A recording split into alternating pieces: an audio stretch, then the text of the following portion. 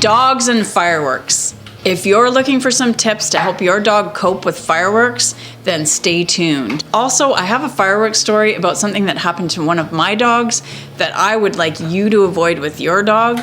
So let's get started. I'm sorry if you can hear crunching sounds in the background. My dogs are enjoying some bully sticks. They've been such good dogs today, and I just wanted to give them a little break, and hopefully it's not too distracting in the background. So if you have a dog that's nervous of fireworks, what should you do? There is just no one-size-fits-all answer for this because each dog is a little bit different. I have 3 different dogs with 3 different personalities. One is extremely fearful of fireworks, one is a little bit cautious and apprehensive, and the other was a really young puppy when he heard fireworks, so I really don't know what to expect from him this time around. But there are some general things that you can do for almost every dog that will generally help. So one of them is to fill your house with sound, and that means putting the television on, maybe having some music in another room, and this is so that your dog isn't fixating on the sounds and it's not as intense for the dog. Now, if the television that you're putting on is really high intensity, shoot 'em up, loud, scary, that's not necessarily going to contribute to a relaxed and calm dog. It really, again, depends on the dog. Some dogs are really okay with that. But I would just tend to choose something that is maybe just a little less intense if you're worried less about your own entertainment and just wanting to focus on your dog. There have been studies done that show dogs to relax when they hear classical music, at least certain types of classical music. So I can't vouch for exactly which kinds of music your dog is going to respond best to, but personally, the music that I'm going to pick is going to be a classical, kind of relaxing kind of music. Actually, I used to even have an Oceanscape CD, and my dogs used to fall asleep to that all the time.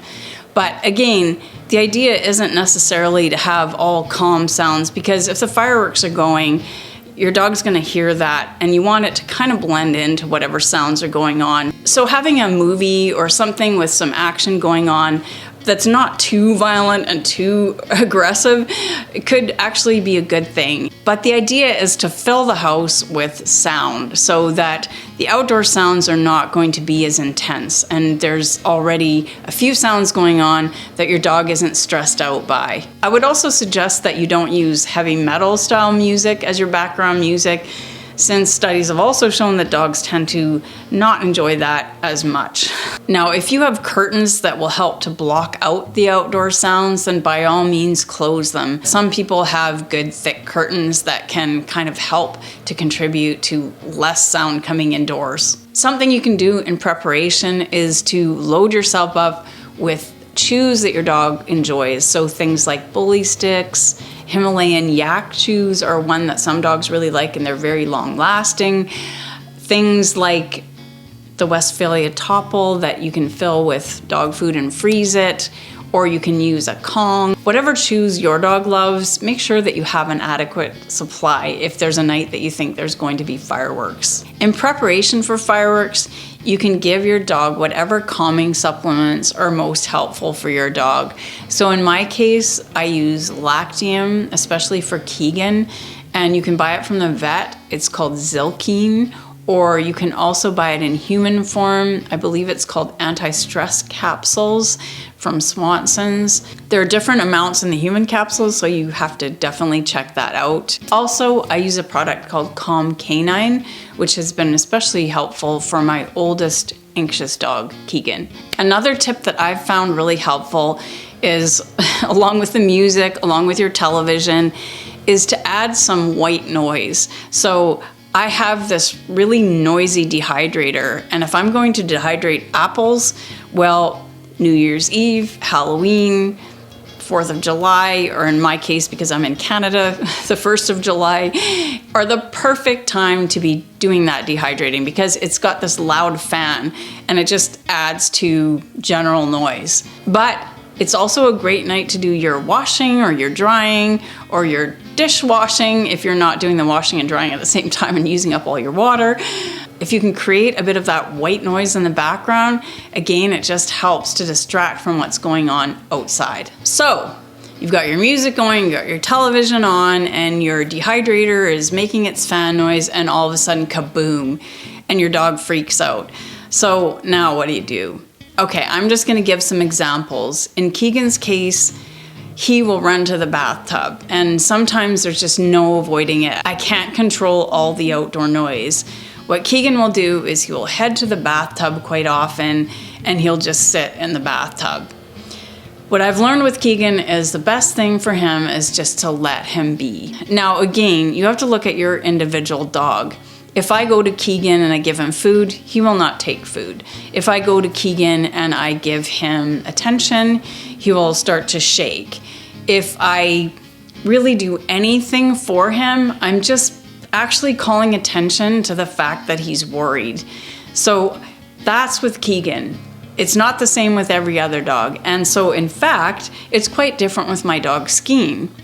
When my dog Skeen first heard fireworks, I had a bunch of cookies loaded up, and every time there was a little boom, I gave him a cookie. So it basically went boom, yes, and cookie. Boom, yes, cookie, which worked really great for him, and he actually was quite enjoying the game. But when the fireworks go on for 2 to 3 hours, you really can't keep up that game. Again, this is where the long-lasting chewy comes in, and sometimes you just have to allow your dog to cope in whatever way they cope. In Skeen's case, his coping involves a lot of screaming, and that I don't encourage. So if you've got a dog that reacts to fireworks by barking or screaming or pacing, then you want to interrupt that behavior. So whether you put the dog in a crate or whether the dog is small and you just hold the dog for a little bit, put the dog in a crate, pick the dog up again. If the dog is taking treats, you can do a little bit of treat work. It's a really good idea to interrupt barking behavior because that is a pattern you really don't want in the future. So if you can interrupt, put the dog in a crate, and perhaps the dog barks a bit, then you take the dog, put the dog in your arms, put the dog in another room, walk the dog around the house, anything you can do to distract or help the dog out, even walking some circles with the dog around a chair. If your dog is taking food and you can put them in a crate and put a little bit of food in from time to time, then that can help as well. And if the dog's eating chews, then great, that's a great distraction. Another misconception about comforting a dog when they're afraid is that you're reinforcing the fearful behavior. But that's not true. So there's different examples in different dogs, and I understand why it's a misconception. Because with a dog like Keegan, if I was to go and try to fuss over him or try to give him treats, which I have done in the past, he's just so afraid. There's really nothing that you can do, and everything that I do is just calling attention to his fear. And it's better to let him comfort himself in his own way and just treat it like a non-event, and he comes out when he's ready. But with a dog like Skeen's very vocal about what's going on, and he's also looking for comfort from me and basically asking me, is this okay?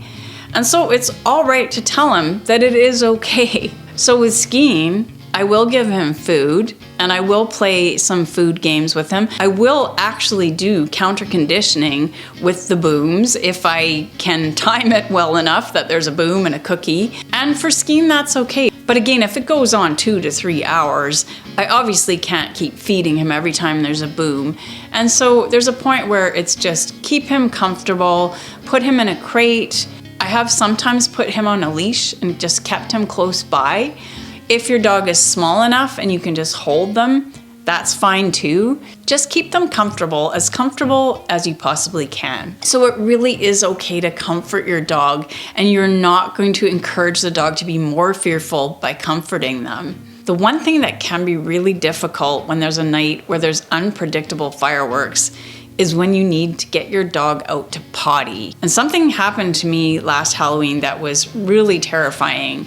And hopefully you can learn from my experience. So there had been a series of fireworks on and off throughout the night, and it seemed like it was pretty much done, and my dogs had done fairly well. And there was just this long silence, and I pretty much thought, it's done, we can go outside. So I had my one dog, Skeen, on a leash. I had my pup inside and I had Keegan out and he was not on a leash. Now my property is entirely fenced. There's nowhere that my dog can get out. And I was sure that all the gates were closed, and I felt pretty secure that even if Keegan got scared, he couldn't get out. Well, I was wrong about that. So what happened is we went out completely silent, all relaxed, and suddenly from every direction, it just seemed like people were setting off these fireworks all at the same time. It was a surprise to me and obviously a surprise to my dogs, and especially Keegan. Well, apparently there was one way to get out to the road, and that was through my culvert. Now, I've lived here for over a decade, and my dogs have never run through that culvert. So the problem with fireworks is that it can create such a fear response in dogs that they will do things that they would just never do normally. Keegan has excellent recall. And I called Keegan, he didn't come back. I knew he was worried. I figured he was probably by the garage.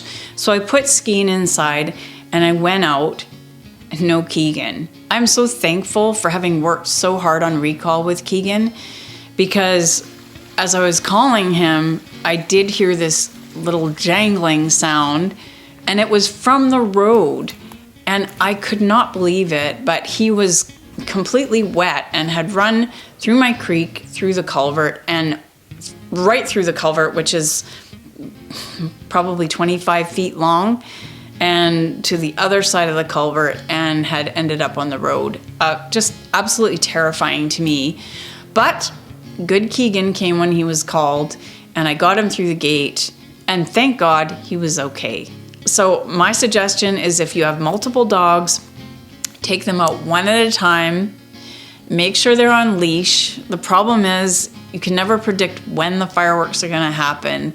And unfortunately, even the days before and the days after an event, there can be fireworks. I mean, I know we can't avoid everything. We try our best. But there have been times when a neighbor has let off a firework and it's been the middle of the day, several days after an occasion, and people just don't realize how life-threatening this actually can be to a dog. I mean, what seems like a lot of fun to people is really terrifying to some dogs. So another idea that some people have found effective is using a thunder shirt, which I'll probably use with Keegan. I can't say it's made a huge difference for Keegan, but for some dogs it does. So again, it really depends on the individual dog. I would also love to hear your ideas and things that have worked for your dog during fireworks or thunderstorms. And so please feel free to add your ideas in the comments below. In order to prepare our dogs for things like fireworks or thunder, there are things that we can do every day to help to build up their confidence through training. I will continue to add my training ideas and things that I'm doing with my dogs to build their confidence. And you might be interested in this video right here. See you there.